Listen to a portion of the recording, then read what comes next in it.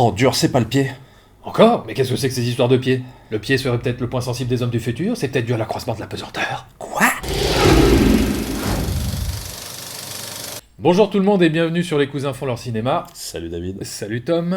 Et aujourd'hui, donc, on va vous parler, non pas d'un film, mais d'une série télé qu'on adore, dont on est devenu complètement fan, que ça s'appelle Outlander. Alors, c'est adapté d'une saga littéraire qui est sortie dans les années 90, donc l'auteur est Diana Gabaldon, qui a sorti pour l'instant, je crois, si je ne me trompe pas, 8 tomes. Le showrunner, c'est-à-dire celui qui est chargé d'adapter cette série, s'appelle Ronald D. Moore. Donc Ronald D. Moore, juste pour info, il a créé Battlestar Galactica, je crois qu'il a bossé aussi sur Star Trek. Donc juste pour vous prévenir, c'est une vidéo qui va se découper en deux parties, c'est-à-dire la première partie de la vidéo, on va juste vous expliquer pourquoi on adore cette série sans rien révéler, juste vous donner envie.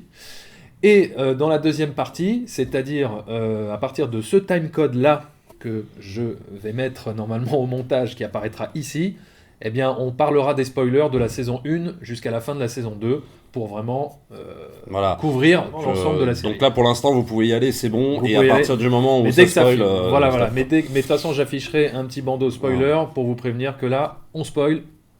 Donc l'histoire de la série, on suit un personnage qui s'appelle Claire, qui juste après la fin de la Seconde Guerre mondiale en 1945 retrouve son mari et part en lune de miel en Écosse. Et lors d'une balade dans les Landes écossaises, Claire se retrouve isolée sur une espèce de colline où se situe en fait un cercle de pierres. Elle va toucher l'une des pierres et se retrouver propulsée 200 ans en arrière, au même endroit, en Écosse, en plein cœur d'un conflit entre les Anglais et les Écossais.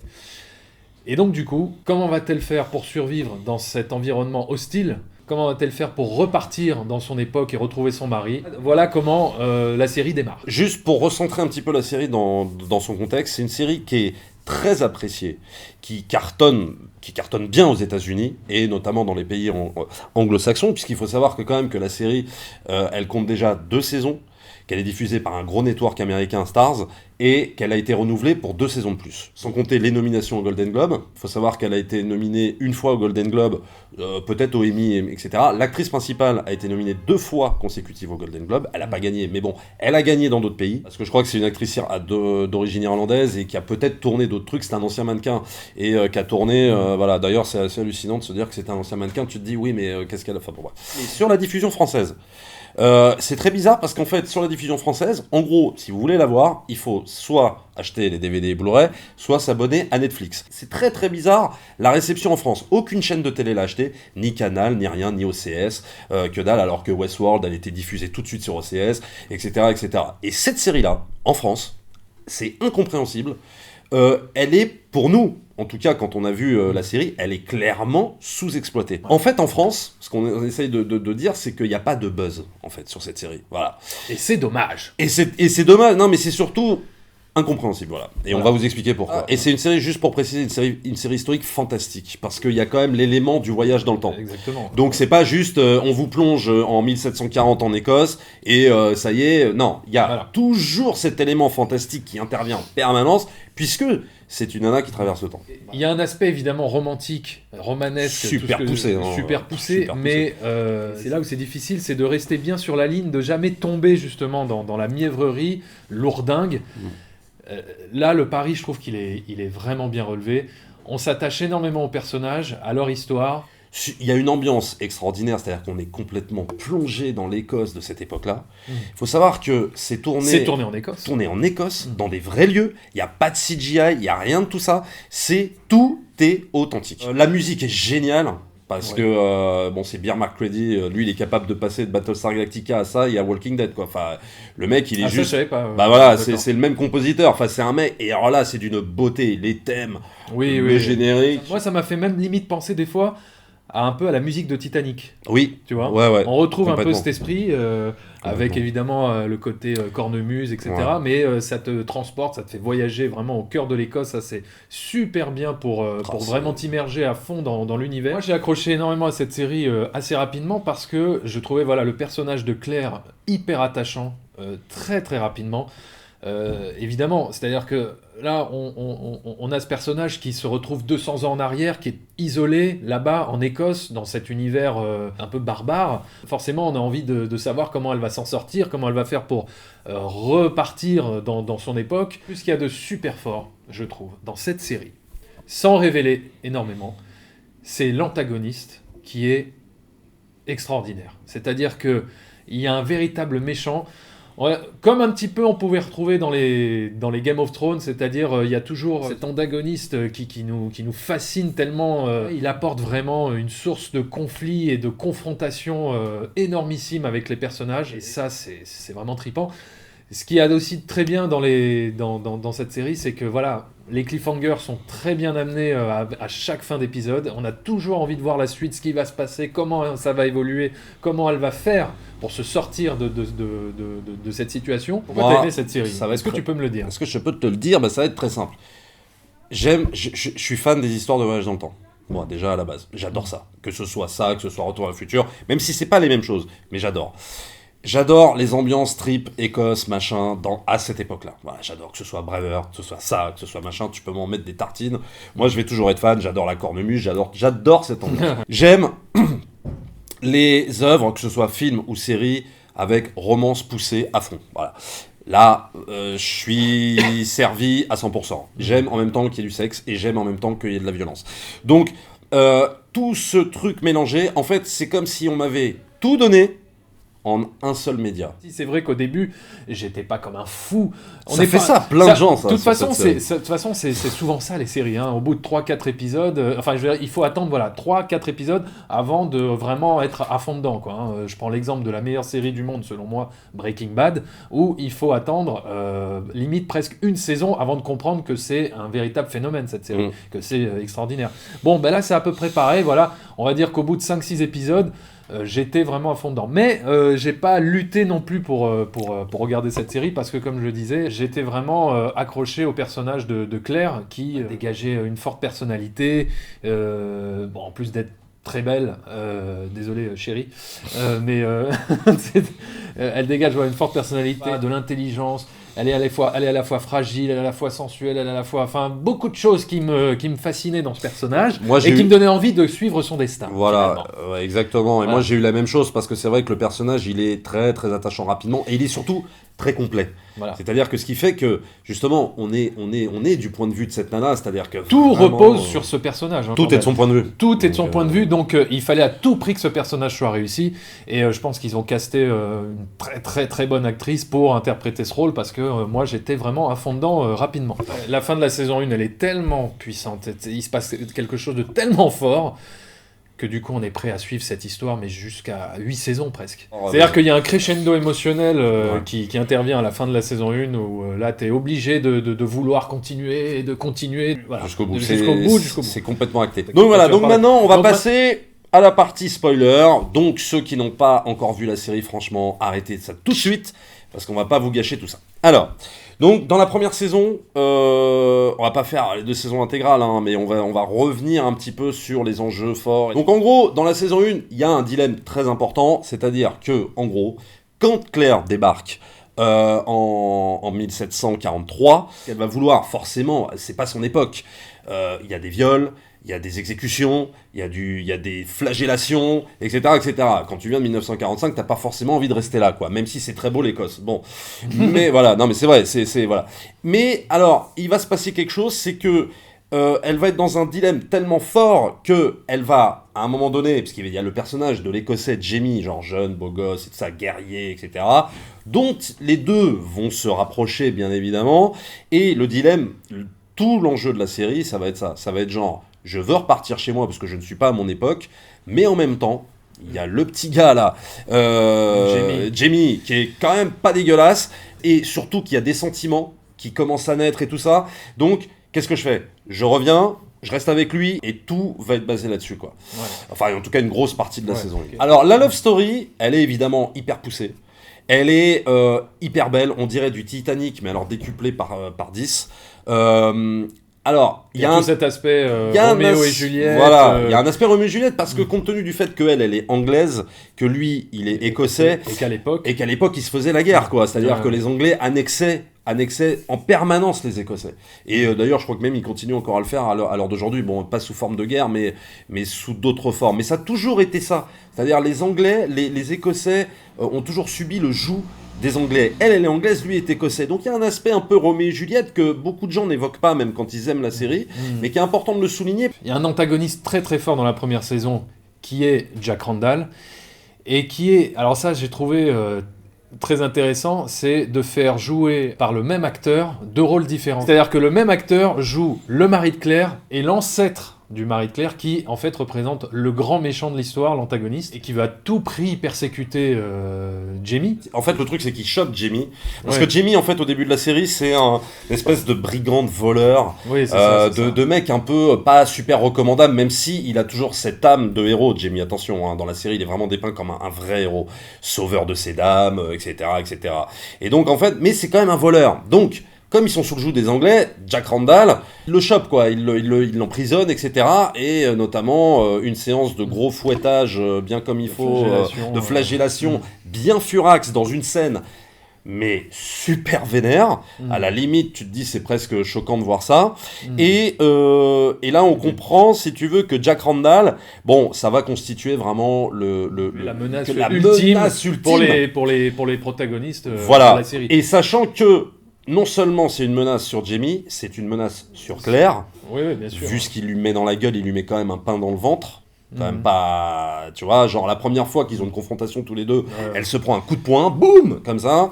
Elle menace donc en plus de se faire violer par lui. Il est dépeint comme un véritable monstre sadique qui prend du plaisir à infliger de la souffrance. Dès qu'il apparaît à l'écran, dès qu'il arrive dans une scène, on tremble pour Jamie et Claire, puisqu'il va vouloir à tout prix à chaque fois s'opposer à eux. Et on sent d'ailleurs qu'il y a comme ça une espèce de fascination sadique sur Jamie, pour assouvir un espèce de fantasme qu'il a avec lui, et le torturer à mort. Après, si tu veux, sur le personnage de Jack Randall, il a une espèce de volonté de domination sexuelle, en fait. Il y a une ambiguïté. Voilà, l'ambiguïté, elle y est dans cet épisode où où Jamie se fait flageller. Et je trouve qu'on la ressent. Après, on n'imagine pas ce qui va se passer à la fin de la saison. On se dit non, ils vont pas aller là-dedans, mais ils vont y aller quand même, et on va vous dire de quoi. Ce qui est hyper important, c'est que le mec a vraiment une volonté, ce méchant, une volonté non seulement de lui faire mal, mais une volonté de domination sexuelle très forte. Et ça, c'est hyper impressionnant par rapport à ce méchant. Ce que je voulais dire aussi par rapport à ce personnage-là, donc à cet acteur qui est énorme, il s'appelle Tobias Menzies, qui avait joué dans Rome, qui jouait le rôle de Brutus, qui a joué dans plein d'autres trucs. Le mec joue 2 rôles. Comme disait David tout à l'heure, il joue non seulement le méchant Jack Randall, mais il joue l'antagoniste amoureux dans les années 40 de Claire, qui est Frank. Alors, les deux n'ont rien à voir, c'est-à-dire qu'il joue le même... Enfin, il a la même tête, mais ils n'ont pas... c'est pas du tout, le même personnage. Voilà, c'est pas du tout le même personnage. C'est-à-dire, le Frank, il est adorable, quoi. C'est un historien, il est cool, il est clean, enfin, tout ce que tu veux, il n'y a aucun problème. Mais il constitue quand même... au fur et à mesure de la saison, ce que j'appelle moi un antagoniste amoureux. Je m'explique. C'est-à-dire que, quand Claire, elle va avoir ce dilemme de vouloir revenir à un moment... Enfin, au début, elle a ce dilemme, elle veut revenir. Parce qu'elle s'imagine pas tomber amoureuse de Jamie. Mais une fois qu'elle est qu'elle a succombé à Jamie, elle pense à Frank. Et il y a des flashbacks pour ça. Mais on sent qu'elle veut pas revenir parce que finalement, avec Frank... Tu le sens bien au début dans le pilote, c'est une histoire purement sexuelle, il n'y a pas d'amour. Tout l'inverse de Jamie, où là il y a du sexe et de l'amour. Voilà, il y a les deux. Donc en fait, le personnage de Frank, de Jack Randall, qu'il soit en 1940 ou qu'il soit en Écosse, constitue à chaque fois un antagoniste pour Claire. Et c'est là où c'est super intéressant. Mais le fait justement que ces 2 personnages soient joués par le même acteur, ça apporte une vraie complexité au dilemme. Parce que du coup, et même nous en tant que spectateurs, on se dit mais comment elle pourrait revenir avec lui vu qu'il a la même gueule que le grand bad guy de l'histoire. Comment elle va faire pour retrouver son mari avec tout ce qu'elle a vécu derrière avec son ancêtre. T'es comme elle, quoi. Tu te dis mais attends, est-ce que j'ai vraiment envie qu'elle retourne en 1945 retrouver ce Frank ? Alors moi, il y a 2 moments forts qui m'ont donné envie de continuer cette série. Donc premier moment, c'est le moment du mariage. Parce qu'à un moment donné, si vous avez vu la série, à un moment donné, elle est obligée de se marier pour échapper à l'emprise de Jack Randall. Voilà. Et moi, ce que j'ai adoré dans cette scène, c'est que ça changeait un peu des mariages qu'on voit traditionnellement dans les trucs, dans les séries, dans les films. Là, elle est mariée de force. Et lui aussi, il se marie de force. Donc pour moi, c'est un moment très fort parce que c'est un moment de mariage qui devrait être beau, qui est beau en même temps, mais en même temps qui est très triste, quoi, qui est empreint d'un espèce de truc hyper triste. Elle fait la gueule, elle est pas heureuse de se marier, alors que tout est fait dans le décor pour justement te faire emporter par ce mariage. Eh ben non. Deuxième élément, alors là qui est carrément beaucoup plus anodin en fait, c'est ce moment où en fait ils se font lors d'une escapade un peu amoureuse, bon une fois que là ça ils ont entamé le mariage et tout ça, où ils se retrouvent les deux, Jamie et elle, en train de vouloir faire l'amour dans une clairière et tout ça. Voilà, c'est le moment d'ailleurs est très beau parce que ils sont là, les amants se sont rapprochés, c'est super beau. Et d'un seul coup, t'as deux Anglais qui déboulent et évidemment qui veulent buter Jamie et violer Claire. Et ils chopent Jamie. Donc il le menace quoi. Et Claire, elle peut pas bouger, elle est à moitié, tu vois, genre elle est à moitié à poil, en train de regarder ce qui est en train de se passer. Et là, t'as le deuxième Anglais qui se met sur elle et qui commence à vouloir, si tu veux, à vouloir la violer. Et ce que je trouve vachement fort dans ce moment, c'est que là, Jamie, il ne peut rien faire. D'habitude, dans ce genre de plan, c'est genre, le mec, je sais pas, il file un pain au mec, il essaye de se débarrasser de l'Anglais, et il sauve sa nana, etc. Là, non. Là, ils vont pas là-dedans. T'as l'Anglais qui monte sur Claire, commence son bordel. Là, elle sort sa dague et c'est elle qui plante l'Anglais. En fait, c'est elle qui sort de la situation. J'ai trouvé ça super bien. Parce qu'en général, dans ce genre de truc, c'est toujours soit le mec qui sauve la nana. Moi, c'est ce que j'avais envie de voir. Parce que juste avant, en fait, t'as tout le clan écossais qui montre à Claire comment se servir d'une dague. Donc tu dis, putain, s'il y a cette scène, c'est que c'est bien pour quelque chose. C'est pour que la nana, elle survive en milieu hostile. Et en fait, il y a cette scène-là, il te la donne, et moi, c'est un des éléments aussi qui m'a fait vraiment accrocher à mort à cette série, on est dans une romance, on est dans du fantastique, mais on est aussi un peu dans du réalisme. Voilà. Alors donc il y a aussi un épisode très important dans la série, dans la saison 1, pour nous qui constitue en fait un espèce d'épisode un peu pivot, épisode qui fait basculer vraiment le spectateur de plein pied dans la série et le faire complètement adhérer à ça. C'est l'épisode du procès. Donc de Claire qui va se faire juger en sorcellerie avec son amie avec qui, enfin une espèce de nana blonde avec qui elle s'est liée d'amitié un peu auparavant d'ailleurs qu'on voit avant, et les deux vont être jetés dans un cachot et jugés en sorcellerie. Épisode excellentissime où on voit en fait où il y a une tension de dingue parce qu'on se dit mais est-ce que Claire elle va y passer sur le bûcher quoi, c'est pas possible, elle va pas se faire brûler quoi, non. Épisode très très fort où on apprend qu'effectivement elle n'est pas la seule à venir du futur, puisque le personnage emblématique donc, qui va se faire juger aussi pour sorcellerie, qui s'appelle Gillis Duncan, elle vient aussi du futur. On se dit, ah, bah donc en fait, il n'y a pas que Claire, quoi. C'est-à-dire, en fait, on se dit, ah ouais, donc il y a plusieurs personnes qui peuvent venir dans le temps et tout ça. Et cet épisode est d'autant plus fort que c'est à ce moment-là que Claire révèle à Jamie qu'elle vient du futur. Ouais. Et elle lui explique toute l'histoire. Lui explique tout. Et donc lui la laisse choisir un petit peu son destin et du coup revenir dans son époque. Pendant tout le début de la saison 1, l'enjeu principal c'est de repartir en son temps, en 1945, et au moment où elle a enfin la possibilité de le faire, eh ben elle choisit de rester. Elle choisit de rester, ouais. Et là on pourrait se dire, quoi, mais comment ça se fait et tout, c'est limite un peu choquant.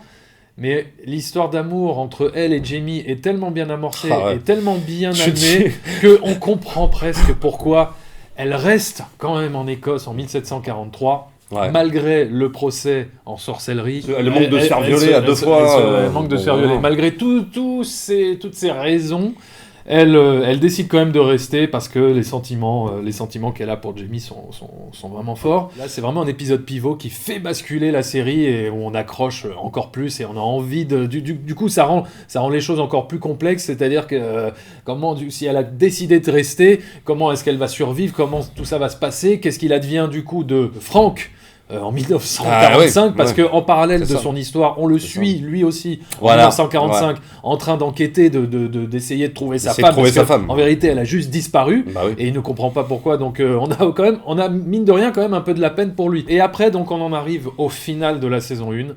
On saute toutes les péripéties qu'il y a avant. Parce Oui, que, il y a des péripéties, il y a on va beaucoup pas de choses. tout raconter, mais on en arrive au final qui est quand même très important et pour moi qui m'a vraiment accroché à cette série et qui m'a cimenté à toute cette histoire. C'est la scène du viol avec Jack Randall. Ce qu'il y a d'intéressant dans cette scène, c'est que finalement les rôles sont inversés. Là, c'est l'homme qui se fait violer devant sa femme.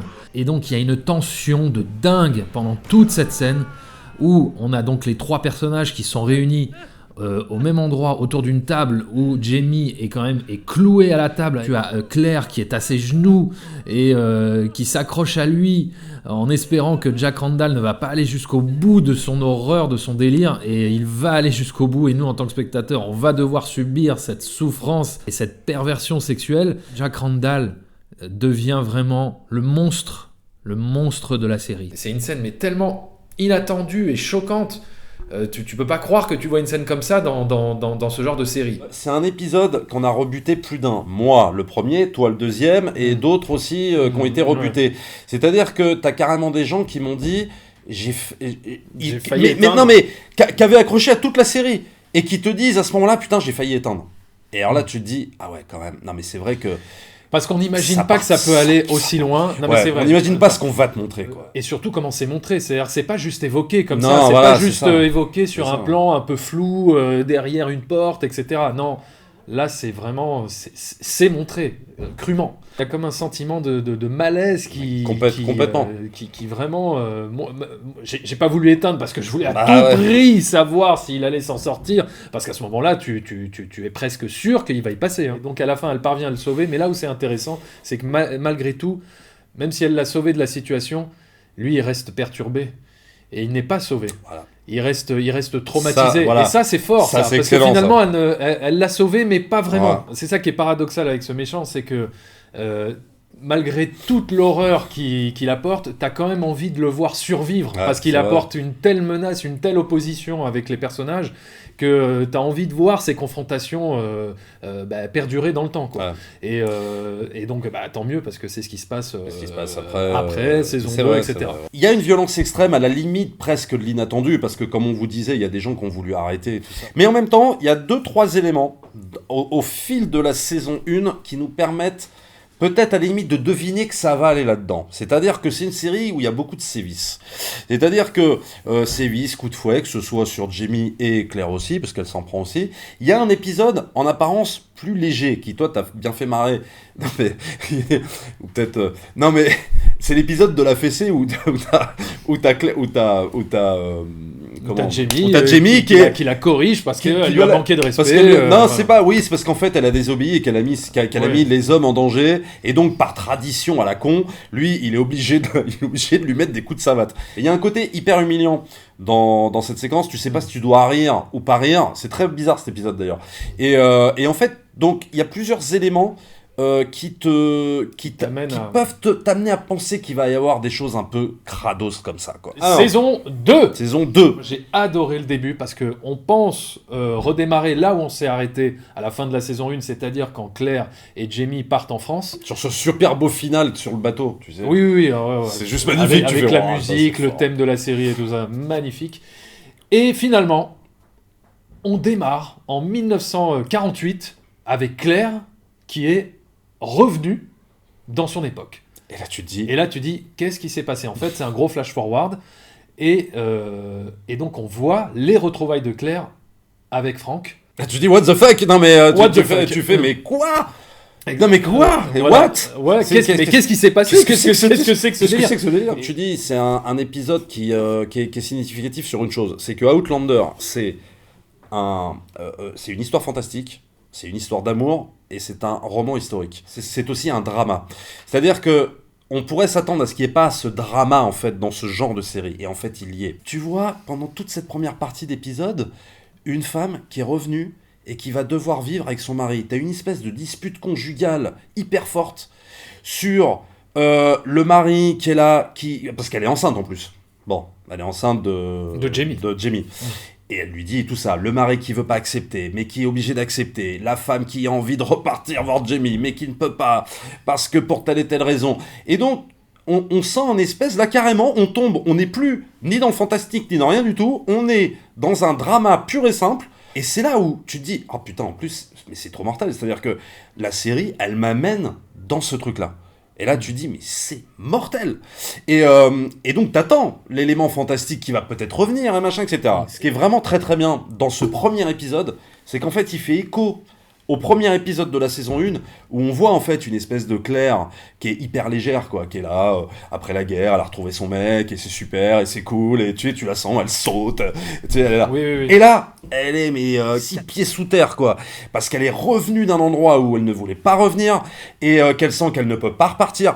C'est hyper compliqué, tu la vois même prendre l'avion pour aller à Boston avec Frank et tout ça, et tu te dis, waouh, mais quoi, mais comment ça, quoi. Et toi, t'es à sa place. T'as qu'une envie, c'est de retourner en Écosse, de retrouver Jamie. T'as envie de revoir les deux réunis. T'as quoi. envie de les revoir réunis. Et donc, quand elle descend de l'avion, il y a une super belle scène où elle tend la main comme ça à Frank qui l'attend en bas. Et là, paf, le plan coupe. Ouais. Et là, ellipse, flashback. Et c'est la main de Jamie qui rattrape la main de Claire. Et nous voilà arrivés en France. Voilà. Et c'est parti. Alors, ce qui est vachement intéressant dans la première partie de la saison 2, je trouve, c'est tout le délire, changer le cours de l'histoire. Et ce qui est amusant, c'est de voir toutes ces figures historiques comme Louis XV côtoyer Claire à la cour de Versailles, etc. Claire qui se met dans des super belles robes pour... la robe rouge. La fameuse scène de la robe rouge, là. Voilà. Il y a cette fameuse scène où elle se prépare et Jamie l'attend au bas des escaliers, où elle descend comme ça avec sa robe rouge. Ça fait énormément penser à un film... Titanic. À Titanic. Après, si moi je peux émettre un petit bémol sur cette partie-là française, c'est qu'effectivement, il y a un peu moins d'émotion. C'est-à-dire qu'on est plus dans le côté peut-être un peu superficiel de ces balles de Versailles, qui est très sympa, hein, parce que tu sens qu'il y a de la thune. Hein. Pareil, c'est très authentique dans les décors, dans tout ça. Mais on sent que c'est plus un espèce de complotage, tu vois, il faut faire un espèce de complot pour déjouer une révolution. On est dans un truc un peu plus léger en termes de ton, j'ai trouvé, dans cette période-là. Mais pourquoi ? Parce que aussi, il n'y a plus le fameux antagoniste Jack Randall. C'est peut-être aussi pour ça. Alors, voilà. Et d'ailleurs, cet antagoniste qui revient au milieu de la saison 2. Qui revient à un moment donné, ouais. Et qui va relancer la machine émotionnelle, parce qu'il va être un petit peu le responsable d'un épisode tragique où Claire va perdre le bébé. Et là, on est dans un épisode qui relance la série. Enfin, qui pour nous a relancé le processus. C'est-à-dire que là, vraiment, on est dans un truc purement dramatique. Pareil, hein, c'est ce que je disais par rapport au côté drama. Là, on revient à ce côté-là. C'est-à-dire que tu pourrais imaginer que c'est dans une autre série où on te met une femme qui perd un gosse. Voilà. Et ben là, on est exactement dans ce même schéma, avec la comédienne qui déboîte d'une force. En termes d'émotion, ça relance tout. Elle en veut à Jamie, elle s'en veut à elle-même. Ah, mais finalement, tout ça à cause de qui ? Tout ça à cause du grand bad guy de la série, c'est Jack Randall. Ça rend le personnage de Jack Randall encore plus odieux. Mais en même temps, ce qui est fort aussi dans cette séquence et dans ce dilemme, parce que deuxième dilemme quand même, parce que, pourquoi et tu peux dire qu'aussi c'est un peu de la faute de Claire, parce qu'en vérité, à ce moment-là, elle veut laisser vivre Jack Randall pour qu'il ait une descendance, pour que Frank vive, parce qu'elle se sent quand même coupable du fait que si il tue, parce qu'ils pourraient le tuer, Jack Randall, en vérité, ils peuvent le tuer, mais elle a ce truc de se dire, bah ouais, mais si je le tue, Frank, il n'existe pas dans le futur. Et donc, quelque part, comme par rapport à son personnage de héros altruiste et tout ça, elle veut pas anéantir Frank. Elle trouve ça injuste, parce que Frank, il a rien fait, lui, il est innocent. Donc, elle est aussi responsable de ce truc-là. C'est là où c'est très fort. C'est-à-dire que voilà, quand on m'a pointé du doigt, certains m'ont pointé du doigt, puis ça tombe bien, puis ça tombe bien. Mais il n'y a rien qui tombe bien. Quand on regarde la saison 2 dans son ensemble, tout ce qu'ils mettent en place, ça ne marche pas. Et donc justement, suite à cet épisode, ils repartent en Écosse. On a envie qu'ils repartent en Écosse. Et on a envie qu'ils... Oui, non, mais quand ils repartent en Écosse... c'est ça. Quittons cette France. Donc alors, finale de la saison 2, évidemment, qu'on attend avec grande impatience. Pourquoi ? Parce qu'on se dit, mais attends, ça a commencé, on est en 1948, et tout, est-ce que ça va revenir à ça ? Quand ça commence, on est en 1968. Et donc là, pareil, encore un flash forward, comme au début de la saison 2. Et là, tu dis, attends, qu'est-ce que c'est que ça? Donc, pratiquement 20 ans d'écart. 20 ans dans la tronche, tu te prends. Chose quasiment rarement vue dans une série télé, quand même, faut le dire. Enfin, je veux dire, c'est tellement surprenant que tu te dis, mais Même moi, pour te dire, j'étais tellement naïf sur quand j'ai vu cet épisode-là, je me suis dit, mais c'est quoi? C'est un rêve? C'est un cauchemar? C'est un truc? Je comprends plus, là. Comment ça, 20 ans? C'est quoi ce délire? Et en fait, au fur et à mesure de l'épisode, tu comprends que quand, au début de la saison 2, elle est revenue en 48, tu dis, ouais, donc en fait, elle a continué. Elle n'a jamais quitté. Elle n'a jamais quitté cette époque-là. Elle y est restée. Et pour cause, parce qu'elle pensait que Jamie était mort à la bataille, cette fameuse bataille de Culloden, puisqu'elle demande à un vieux sur la route, et le vieux lui dit, non, les Anglais ont gagné. Donc pour elle, Jamie est mort, tout le monde est mort, et c'est fini, basta, ciao. Plus de questions à se poser, il n'y a plus qu'à accepter. Voilà. Donc on est presque, quand on aborde cet épisode, à la limite du rejet, même pas, peut-être pas de la série, c'est un bien grand mot, mais on se dit, mais non, quoi, comment ça, 20 ans? Et c'est là où l'épisode est vachement fort, c'est-à-dire qu'il joue sur les deux temporalités. Donc tu la vois, elle, plus jeune, donc pendant la bataille de Culloden, donc là tu vas voir pourquoi elle est repartie, et en même temps tu la vois vieille, en train de mener une enquête, et de se faire avouer que finalement, que Jamie, en fait, n'est pas mort, et qu'elle va pouvoir repartir. Le point culminant de l'épisode, c'est quand Jamie prend la décision de la laisser repartir dans son époque, parce qu'il s'aperçoit que la situation est mal embarquée, et qu'il n'y a plus aucune issue pour empêcher la bataille de Culloden d'arriver. Le seul moyen de sauver Claire, vu qu'il n'y a plus aucun espoir, c'est de la laisser repartir dans son époque et de retrouver son mari de l'époque. Et donc là, cette scène, quand il la ramène aux pierres de Craig Nadoun, et qu'ils se disent au revoir, voilà. Bon, là, on est dans un pic d'émotion extraordinaire. Parce que qu'est-ce qu'ils font juste avant de se dire adieu? Oui, c'est-à-dire que hop, elle veut le sentir. Je pense qu'il y a un côté, elle veut le sentir en elle une dernière fois. Et en fait, en gros, ils font l'amour, mais ils font l'amour pas non plus façon mariage dans la première saison. C'est genre très rapide. Mais elle veut, voilà. C'est une scène d'amour d'adieu. Cette scène d'amour d'adieu, c'est quelque chose. Quand moi j'avais pas lu le bouquin avant. J'ai vu cette scène et je me suis dit dans ma tête, je me suis dit, ça, j'ai envie de le voir. Mais j'étais pas sûr qu'il le mettrait parce que je me dis, on est quand même comme dans une série télé, enfin, tu vois. Et hop, tu vois cette scène. C'est-à-dire que il y a pas juste des grandes embrassades et des choses comme ça. Non, ils vont jusqu'au bout, quoi. C'est-à-dire qu'ils te montrent, vas-y, on le fait une dernière fois. C'est-à-dire que même dans Titanic, t'as pas ça, quoi. Tu vois.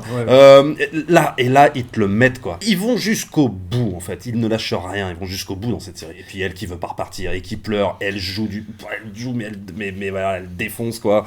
Pour ça, il y a un côté quand même assez adulte dans cette approche de romanesque, on va dire. On n'est pas dans Hunger Games, on n'est plus dans ces adaptations pseudo truc histoire d'amour amoureuse en même temps de SF ado machin qui c'est sympa mais à un moment donné voilà quoi. Voilà. Là on est vraiment dans un truc. Donc c'est pour ça évite le côté mièvrerie qu'on pouvait redouter ou qu'on peut redouter comme ça quand on voit les bandes annonces machin. Et donc justement alors à la toute fin de cet épisode, donc la toute fin de la saison 2, on comprend donc effectivement que Jamie est encore vivant et donc elle va pouvoir repartir, enfin qu'elle veut repartir pour le retrouver, et donc là on se dit mais merde, elle a 20 ans de plus. Donc quand elle va repartir, elle aura quand même 20 ans de plus. Et lui aussi, et Jamie aussi. Et donc la série se termine comme ça. Et là on se dit, fais chier. On se dit surtout... J'ai pas envie de les voir à 50 balais. J'ai envie de les voir à 30 ans. Alors attention. Oui, non, mais je suis d'accord. Et moi, on a tous eu la même réaction là-dessus. Il faut quand même imaginer ce qui va se passer par la suite. Et en fait, par la suite, alors ok, ils auront 20 ans de plus. Mais... on est dans une série télé, on est dans un truc où, si tu veux, ils vont pas te la mettre en mode grabataire. Moi, je m'en fous. Je veux pas la voir à 50 ans, même si elle est pas grabataire à 50 ans, je veux pas la voir à 50 ans. Oui, mais tu la verras à 50 ans quand même. Donc, mais tu la verras. Ils vont trouver une astuce scénaristique pour nous les remontrer jeunes. Je ne sais pas comment, je ne sais pas quoi. Non, mais regarde. Non, mais attends. Alors attends. Non, mais attends. Moi, j'ai lu le tome 3. Donc mais ne dis rien. Non, je dis rien. Je spoil pas. Je dis juste, j'ai lu le tome 3 et... Moi, je peux te dire une chose. Toutes les craintes que tu as au départ, effectivement, quand tu abordes le 3e tome, en vérité, pour moi, ça se dissipe très très vite. Donc, par rapport à ce final qui est clairement très difficile à avaler, ce qu'on voulait dire, c'est vrai que ce qu'on voulait souligner, c'est l'aspect un petit peu sadique, entre guillemets, bien sûr, de l'auteur, donc Diana Gabaldon, qui veut à tout prix surprendre le lecteur et le spectateur, quitte à mettre de la violence physique très dure, donc un peu inattendu ce qu'on disait par rapport à la saison 1, en parallèle avec un espèce de sadisme, entre guillemets toujours, de nous priver de cette romance. C'est-à-dire que, en gros, en nous mettant 20 ans dans la tronche, bah, elle nous dit... Eh ben non, vous étiez dans la romance, et ben là, tac, vous l'aurez pas. C'est hyper frustrant. C'est hyper frustrant. Elle joue avec le spectateur d'une façon un petit peu sadique. Comme un petit peu les méchants de la série sur les personnages gentils, quoi. Voilà, on va dire ça comme ça. À la fin de la saison 2, avec tout ce qui se passe, le crescendo émotionnel, le développement de toute cette romance, je pense qu'on est dans un... si c'est bien développé par la suite, on pourrait peut-être être face à l'une des plus belles histoires d'amour qu'on nous ait contées à travers une série. C'est rare pour le souligner, quoi, qu'on ait une histoire d'amour aussi forte, oui, c'est ça, à tel point qu'on a vraiment envie de voir 8 saisons sur ce couple-là, quoi. C'est là où c'est, encore une fois, la série, elle est sur un fil, quoi. C'est-à-dire qu'elle pourrait basculer dans la mièvrerie. Et non, elle assume son côté non cynique de l'histoire d'amour, etc., mais sans basculer dans le cucul-à-praline. Voilà. C'est ça. Et ça, c'est fort de par le jeu d'acteur, de par la mise en scène, de par l'histoire. C'est assez fort pour le souligner. Et d'ailleurs, George R.R. Martin, le créateur de Game of Thrones, ne s'y est pas trompé, puisque lui, apparemment, c'est un fan absolu de la série. Et lui, qui a dit, qui trouve que la série n'est pas, même aux États-Unis, qui est pas assez récompensée, qui est pas assez nominée. Il a même dit au moment de la grande rafle de Game of Thrones, aux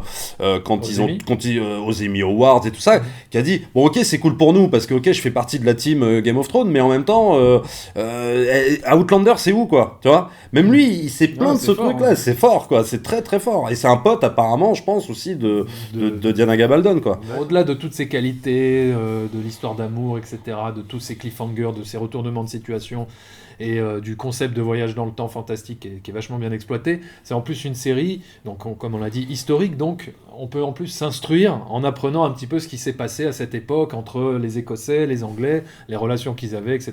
Donc c'est d'autant plus intéressant à regarder comme série. La quasi-totalité la totalité de l'histoire, non, elle n'est pas encore écrite, puisqu'elle a écrit 8 tomes, Diana Gabaldon. Elle a écrit... Et pourquoi c'est pas la totalité? Alors, elle a écrit 8 tomes. Sachant que, normalement, d'après ce que j'ai compris, il devait y avoir... un tome en plus, voire 2 tomes en plus, et après c'est fini. Par contre, elle met un terme après à la saga. Sachant que Diana Gabaldon, elle a écrit des spin-offs, elle a écrit des préquels, notamment sur Jamie, des préquels, des spin-offs sur un des personnages de la saison 2. Je sais plus lequel, Lord John Grey, je crois. Et voilà, donc elle en sort pas vraiment de cette saga, mais n'empêche que la saga numérotée, machin, c'est dans 2 tomes et après c'est fini. Mais pour l'instant, je crois qu'il y en a 8 d'édités. Voilà. Et il y a également, voilà, donc vous pouvez voir la série sur Netflix. Voilà, et également en DVD Blu-ray. Alors là, ce sont les Blu-ray, je sais pas si on les voit bien, voilà. Saison 1, saison 2. Un truc super intéressant, c'est qu'il y a 2 ou 3 versions longues d'épisodes emblématiques. C'est juste quand tu regardes la série, tu te la mets en Blu-ray, tu vois les paysages d'Écosse, tu fais waouh, ça te saute à la gueule et c'est juste génial, voilà. Donc prenez-moi ces Blu-ray ou je sais pas, prenez-la en HD, faites comme vous voulez, mais il faut vraiment le voir dans ces conditions. Bon bref. T'as été payé combien pour faire la promotion? Voilà, merci Sony Pictures. J'espère que vous allez me payer, mais alors très cher. Ouais. Hein. Donc David, juste en petite recommandation rapide, sans parler d'Outlander, mais qui soit peut-être en rapport, je sais pas. Ouais, en recommandation pour ceux qui ne connaissent pas, moi je recommanderais pour le côté histoire, de voyage dans le temps, etc., de lire le super bouquin de Stephen King, 22 novembre 63, qui a aussi été adapté en série par J.J. Abrams l'année dernière, mais le livre est vachement mieux, donc si vous adorez les histoires de voyage dans le temps, là c'est le bouquin idéal. J'espère qu'on vous aura donné envie, en tout cas, de la regarder. Pour ceux qui connaissent, j'espère qu'on vous aura donné envie de la regarder pour une deuxième fois encore. Moi, ça fait 2 fois que je me la tape. L'autre fois, je me suis retapé avant d'enregistrer la vidéo, je me suis retapé l'épisode pilote, pardon. Ouais, mais toi, t'es un cinglé. Hein. Et moi, je suis un cinglé, et j'en suis... Toi, tu vas lire. T'as fini de lire le tome 3. Voilà, et j'enchaîne le tome 4. Et moi, je crois que je vais commencer le tome 3 parce que je peux pas attendre que la saison 3 recommence. Alors, c'est quand que la saison 3 recommence? Moi, j'ai entendu avril. D'accord, bon, c'est trop tard. Je vais m'attaquer tout de suite au roman tome 3. Voilà, et quand on aura le trailer, on aura le trailer, quoi. J'espère qu'on aura le trailer de la saison 3. De l'épisode 8 De l'épisode 8, ouais, voilà, de Star Wars. Non, de Outlander, voilà. Donc voilà, une super série, il faut en parler autour de vous, il faut la regarder. En tout cas, N'hésitez pas à nous dire ce que vous avez Voilà. aimé dans la série, dans les commentaires. N'hésitez pas à vous abonner à la chaîne. On vous embrasse fort. Merci. Au revoir. No promises, Sassenach.